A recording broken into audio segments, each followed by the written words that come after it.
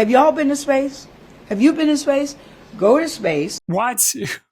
There's absolutely no way any sizable percentage of the world's population can ever afford to go to space in their lifetimes. And this just proves how out of touch the wealthy are with average people. You are an astronaut. You are officially an astronaut. You are an astronaut. You are officially an astronaut. Everybody gets a call!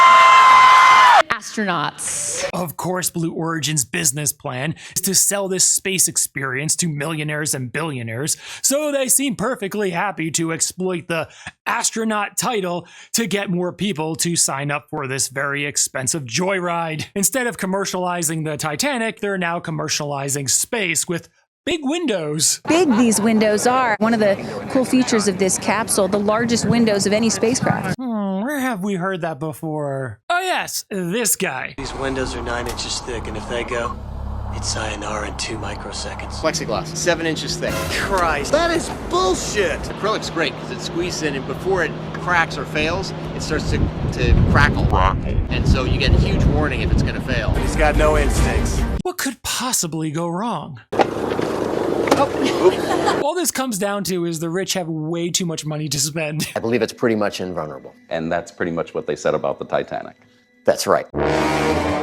Back to the Dunning-Kruger effect. Have you ever taught a friend or a new employee your field and all of a sudden they get very arrogant and cocky, acting like it's easy, behaving like they know it just as well as you do, which may cause you to feel a little bit insulted? This happens because they're starting to climb and reach the top of Mount Stupid. While you've been through the process with real experience and expertise and you know the complexity of the topic and all that's involved. A true expert knows the vastness of the field and how little they know within it. Meanwhile, the overconfident novice like these ladies are perched at the peak of Mount Stupid, unaware of how far they still have to fall in the valley of despair before they begin to climb the slope of enlightenment towards real, sustainable competence. However, for many of these ladies, they will likely remain at the top of Mount Stupid as they are unlikely to ever become real astronauts or rocket scientists. Therefore, they will likely stay insulated from the reality through what is called a self-serving bias, thereby crediting themselves for success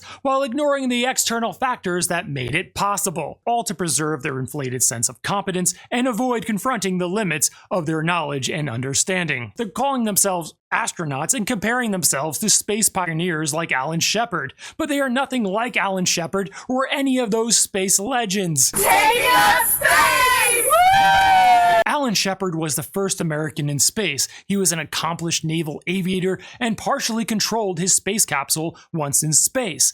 They didn't have all the remote technology that they do now. At that time, they didn't know for sure what would happen to Alan Shepard, where they would rocket him up there and maybe he'll never come back down. However, Blue Origin alone has done this very similar mission at least 31 times.